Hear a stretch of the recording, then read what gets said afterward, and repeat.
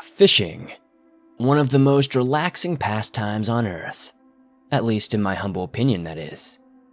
Being out in the great outdoors can be just what most of us need to recharge our batteries.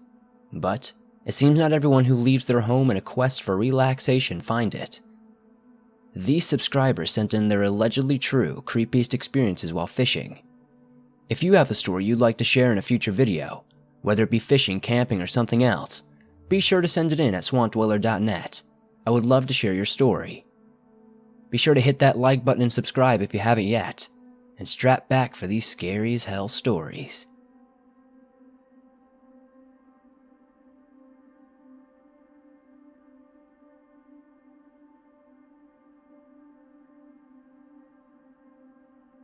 This experience takes place a few years ago, along the Wabash River in Indiana. A good buddy, we'll call James, and I were doing some night fishing and chilling as 20-somethings do. My riverboat had an engine and a generator for lights for nighttime bow fishing.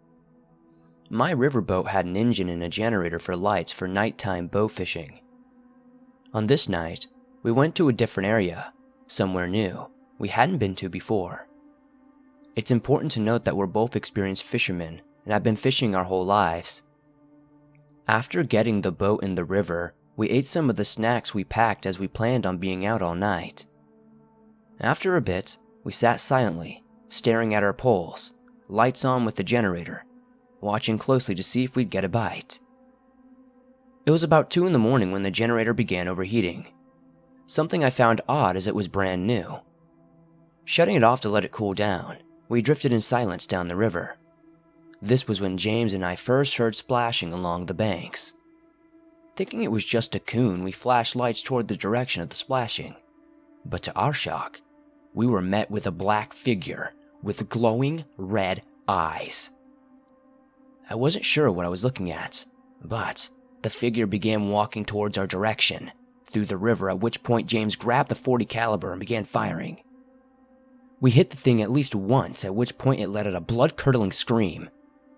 The best way I can describe this scream was a mix between a wild hog and a wolf's howl. Although the thing screamed, it kept coming at us, at which point James and I agreed it was time to get the hell out of Dodge. We started the engine and jet the hell out of there at 35 or 40 miles per hour back to the docks. We had no lights and were blind as a bat, but we pushed forward until we made it back to shore. After arriving back, we discussed what had happened. We didn't have answers, and an eerie fog was beginning to set in just as we made it home. Just as we were going to enter the truck, we heard that scream again, but closer somehow. Did this thing keep up with us? Not wanting to think about it, we turned on the LED light bars and James readied his pistol when I readied my rifle.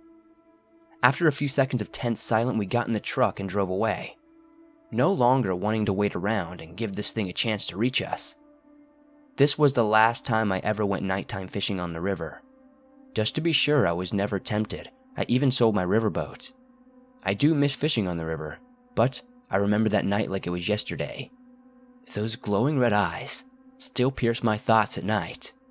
Those events will forever be with me until the day I leave this earth.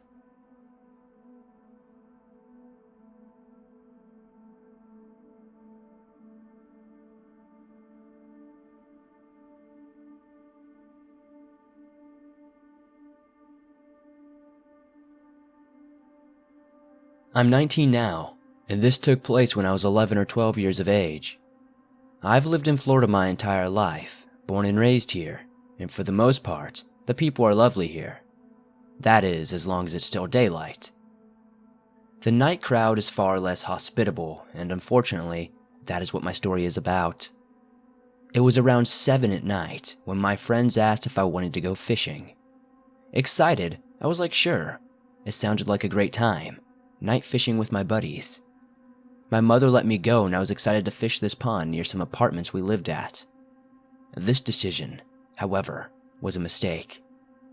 After getting our gear into a smallish red wagon, we set off across the street to go to our nighttime adventure. We made jokes and cracks about gators in the pond, and the fishing itself was a blast. The part where it stopped being so great was on the way back home when we took the long way. Why would we do this? Well, we were kids and friends, and if you don't know one thing about friends as kids, you always want to hang out as long as possible, and you'll use any excuse to do it. The sun had already set, and I was walking slightly ahead of my friend, I'll call Chris, and Tommy. Chris was pulling the wagon and Tommy was close by him, and we were all chatting it up when I turned around to add to the conversation, but soon noticed a silhouette of a man about 40 feet behind us.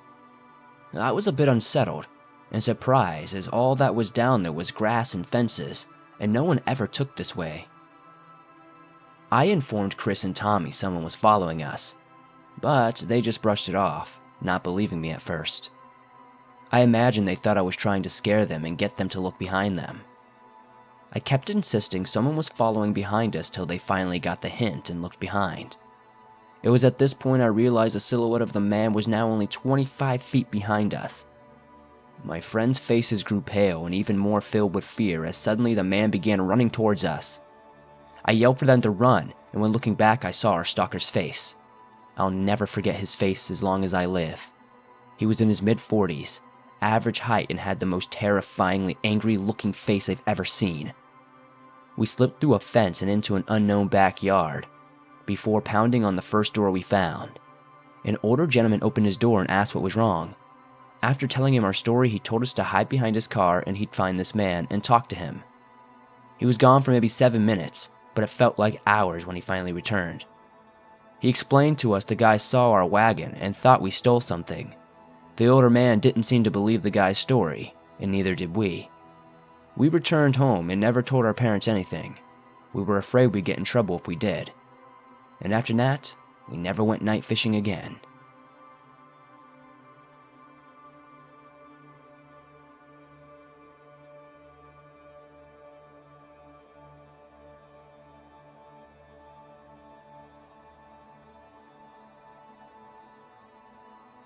The following story happened to my father. He's always been an avid fisherman, hunter, hiker, etc. To this day, when he recounts this story, he has this look of disgust on his face and even sickness, like it makes him sick just recounting the events. The rest of this story is told from his perspective. We're out on a lake and it's quite cold out. A few guys walk back to the car to get some supplies, leaving my buddy Bruno and me alone. We were relaxing, minding our own business, when this older man walks out of the woods. He's somewhat chubby, heavier set, and has this creepy smile. We were raised to be polite, so we didn't think much of this and struck up a conversation with the man. The man said he'd been fishing as well, and hadn't caught much up to this point. He then asked if we wanted a drink before informing us he had some back at his camp. We told him politely we had our own drinks and we were good. That's when he asked if he could hang out with us a bit longer. We found this odd, as he was much older than us and was alone. Still, we let him hang a bit longer. He had a drink with us and continued chatting up. Eventually, he asked if we'd come over for dinner at his place. This was the point where the red flags started popping up in our minds. We turned the man down and told him we had other plans, and he eventually left. All this took place when we were the only two on the lake. I'd have forgotten about it a few months later if we had not seen him on the news. The man we encountered was the killer clown himself, John Wayne Gacy. Thinking back on it, I'm obviously glad we turned down his offer. I don't like to imagine what he would have done to us if we accepted his offer. I'm glad he is rotting in jail today.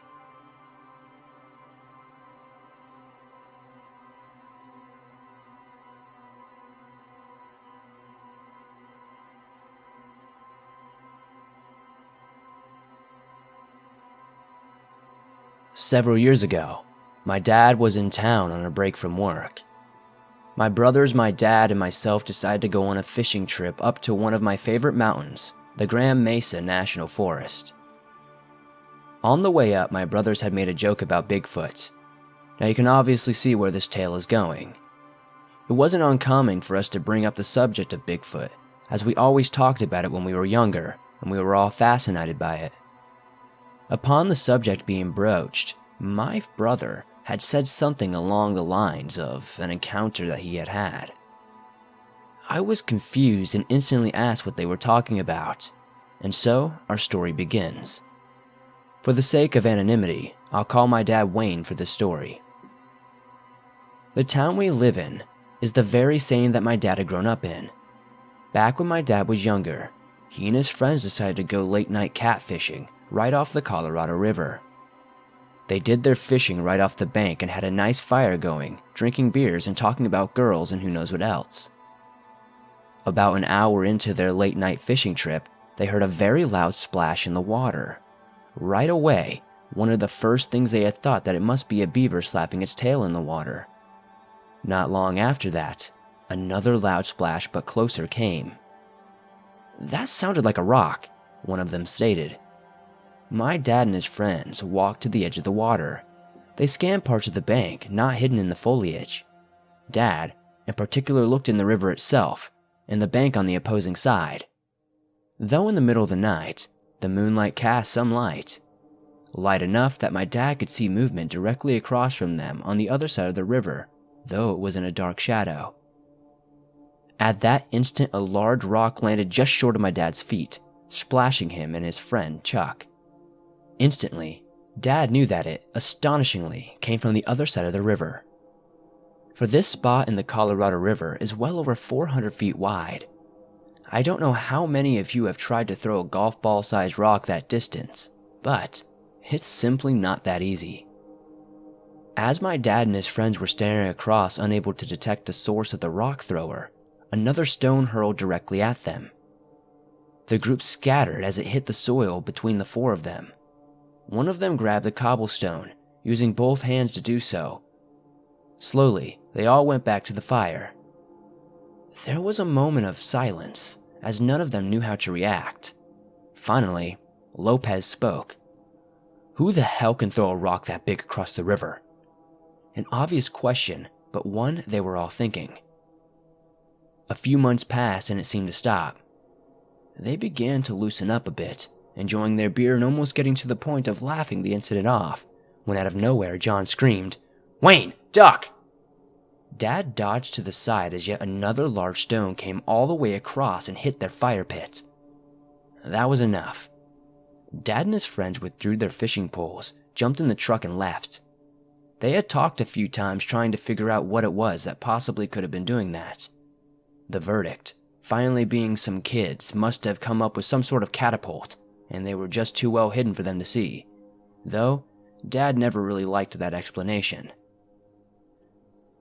At the end of the summer, a friend of my dad's that we'll call Tim called my dad to see if he wanted to catfish by the boat at night.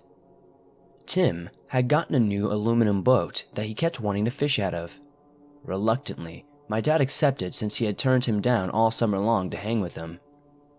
It wasn't because of the previous events that took place, as those were pretty much in the back of my dad's mind.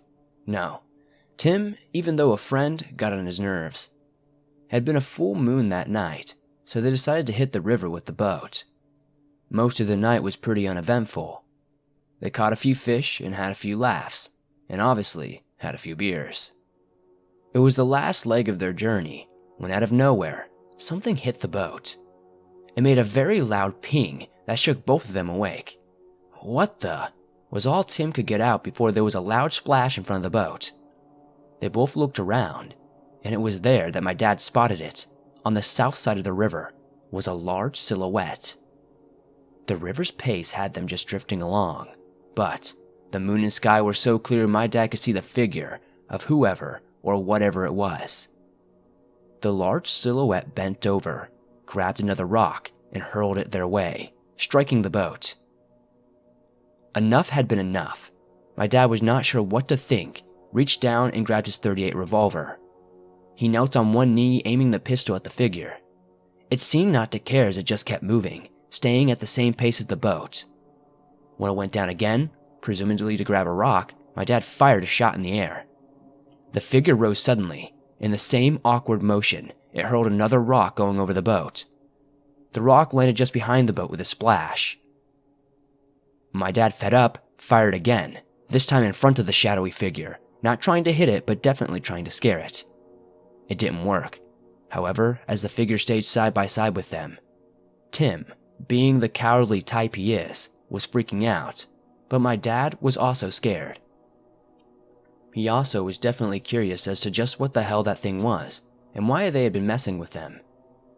He would not get his answer though, as the river began to pick up the pace and the silhouette was unable to keep up with them after this. Finally, out of range of throwing distance, the silhouette just stared at them. He never stopped looking at it until it was out of sight.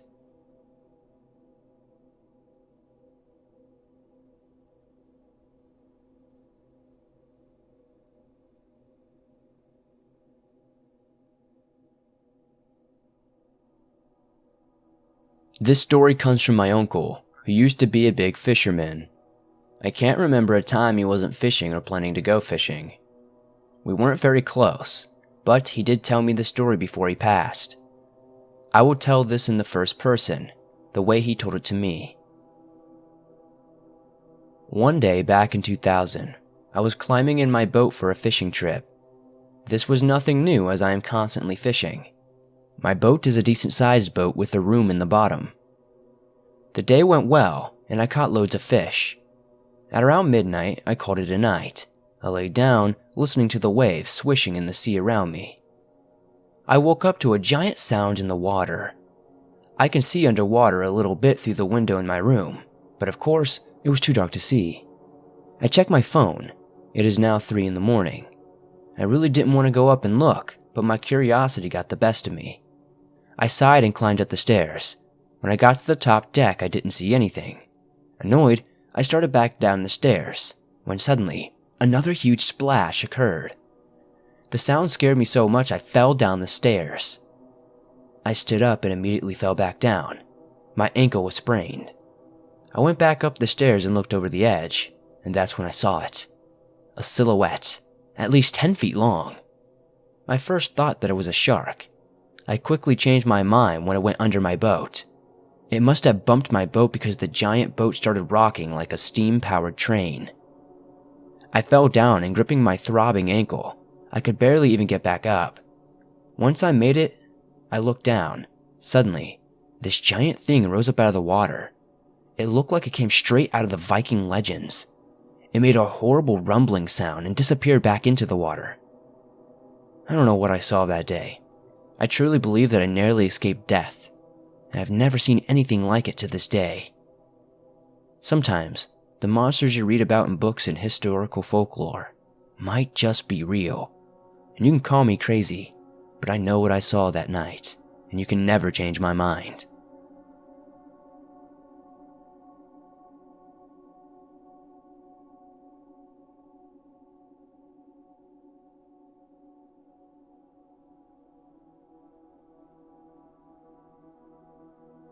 Currently, I am 15 years old and I live in a remote part of Florida.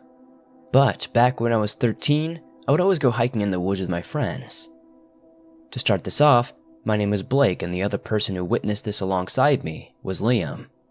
We used to go hiking together into the woods on weekends to wind down and relax, or just to have airsoft wars in the drier parts of the woods. So after a long day of fishing, we were unpacking our gear as the sun was beginning to set, when Liam noticed something strange with the tackle box we had brought along with us. "Hey, Blake, come check this out." I came over, a little annoyed as I was still setting up the tent and it was a pain in the ass to pitch. "What is it?" I stopped as now I saw the long scratch marks that were engraved on the top side of the mangled tackle box. "What the hell happened here?" I asked, still examining the scratches, still trying to figure out what animal had tried to get into our box. "I don't know, but it was like this when we came back to our setup, but it wasn't like this when we left." I was now a little on edge, thinking that there could now be a bear in the area. "Keep your knife close by when you go to sleep tonight," I said, clutching my pocket knife I had brought along. We then made a fire and started talking.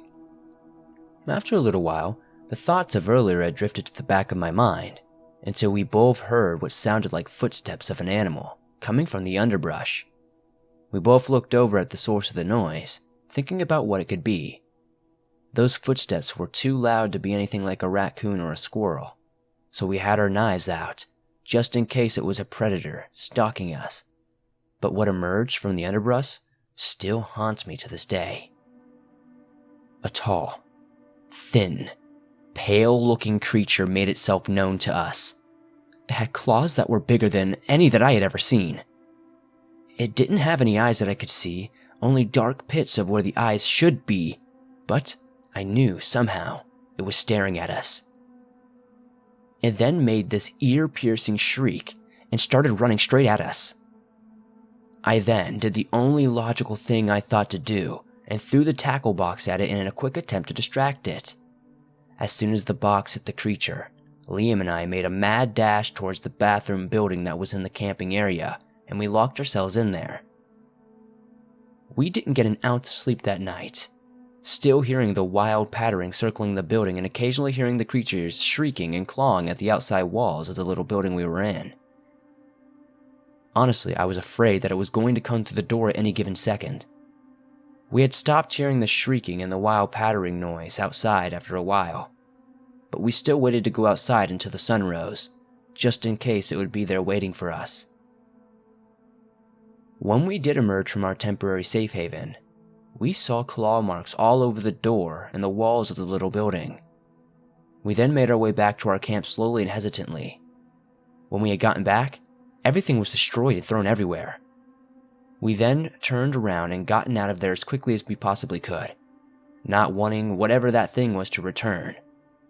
When we had gotten back to my house, we decided it would be the best to never speak about this again.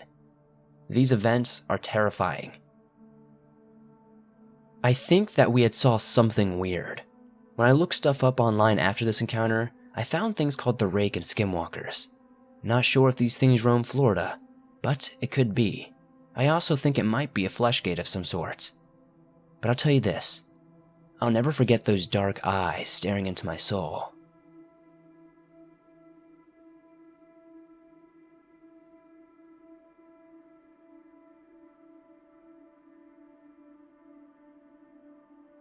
This happened to me back sometime in 2014 when I went fishing with my older cousin Matt.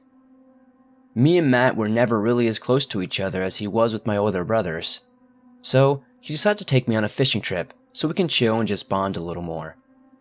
It is quite a little road trip to get to the best fishing hole. We went to the lake me and my dad used to always go to when I was younger, and it wasn't too far from Matt's house. So we arrived, and there was one other man there. He looked to be in his mid-50s and had long grayish-brown hair and a brown beard. He wasn't fishing either, he was just standing there staring down at the water. It was something about him that just for some reason gave me some creeps. Me and Matt grabbed our poles to get them set up. Mine was broken, of course, so Matt told me to make a run to his house and grab another one.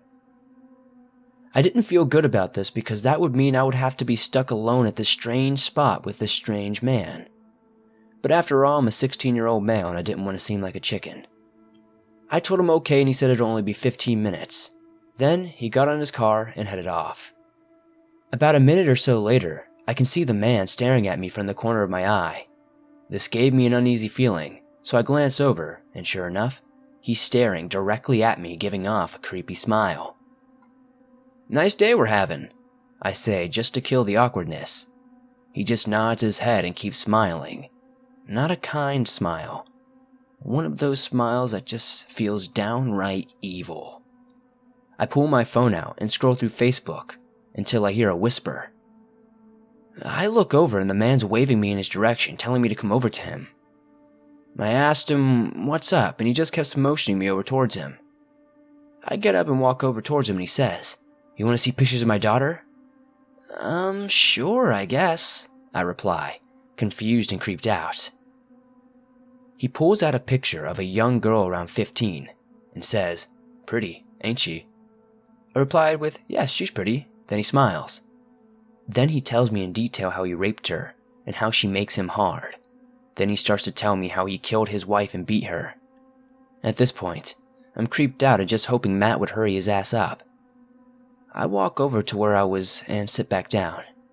I look over one more time to see the man playing with himself while looking at the picture he showed me. That's it. I text Matt and tell him everything so he can come back here and get me. I grab Matt's pole and I start walking around the corner. The man starts yelling, telling me to come back and says, "Get back here! I want to make love to you." I sprint around the corner and see Matt. I hop in the car immediately and tell him just to get away from this lake. I don't know who that man was, and what he wanted to possibly do with a 16-year-old boy, but I'm just glad I got out of there safe. I desperately hope this guy gets some help that he definitely needs, and I really hope his wife is okay, and I really hope he never actually raped his daughter.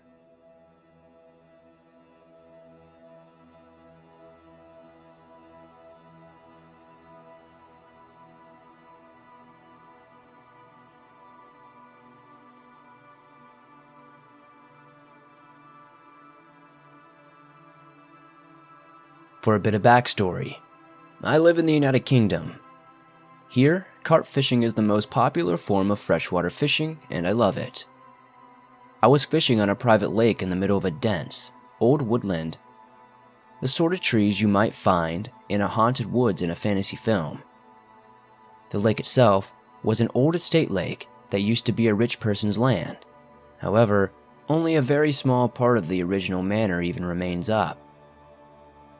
As otters are prevalent in the area, it is fenced off with electric fences, and to gain access, you must know the padlock code at the entrance. It was around 11 p.m., and I was sitting in my tent, and the last of the day's light had all but gone. I was making a coffee and I could hear twigs and the unmistakable sound of footsteps. I thought it might be the other guy fishing at the lake coming over to ask me to take a photo of a fish he'd caught, but once I looked out and there was no one there, I began to feel a little weird. The almost full moon illuminated the area, yet there was no sign of anything, bar a few birds frantically calling to each other. I was a little confused because I was certain I had heard footsteps, but this is a common occurrence when fishing at night. Every fisherman will tell you of the time he is certain there was somebody walking behind them, yet when they checked, nobody was there. I reasoned that it was my mind playing tricks on me. However, as the night wore on, I kept hearing the footsteps.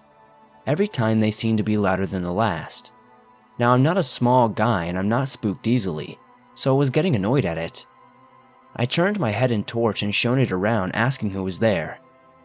The head torch shone through the trees, illuminating the trees in a tunnel vision form. Yet, nobody was there. It was then that I started to feel uneasy. Fast forward about a half an hour, and I started drifting to sleep. That is until the footsteps were back, but this time they were closer and clearer. I had a mallet in one hand and a knife in the other, and shone my head torch around the area, and to my horror, there was a middle-aged woman standing there. It made me jump out of my skin, but as I'm not one to particularly believe in the paranormal, I thought she'd somehow wandered on, got past the fence and was lost. I asked if she was okay, and she started to talk about how her husband had passed away but loved to go fishing. Yet, however, he asked her to come and she would turn him down as she hated the outdoors. So now she likes to go on walks around lakes and rivers. Bear in mind, the nearest village is 5 miles away through a forest, or 10 miles if you walk along the pass, and it was around 3 a.m. Because it makes her feel close to him, she likes to do this. I tried to give her some advice and she laughed, saying that men always try to think of something smart to say when we don't know what to say. She said goodbye and left. The next morning, I walked over to where the other guy was and told him the story, and asked if he'd seen her, how she'd even gotten into the land in the first place. He said he hadn't seen her, but he had heard the sound of a woman crying at different parts of the night, but was too scared to check it out. He was as confused as I was. When the bailiff, the guy that comes around to check the permits, came around and I told him the story, he said he wouldn't know how it could happen, as there is a motion sensor that trips as you walk through the gate, in case of poachers. That's on at night. He didn't believe me until he came around to talk to the other guy, and he put his side of the story to him. He was as confused as us, and to this day, nobody knows who that woman was or how she came onto the land.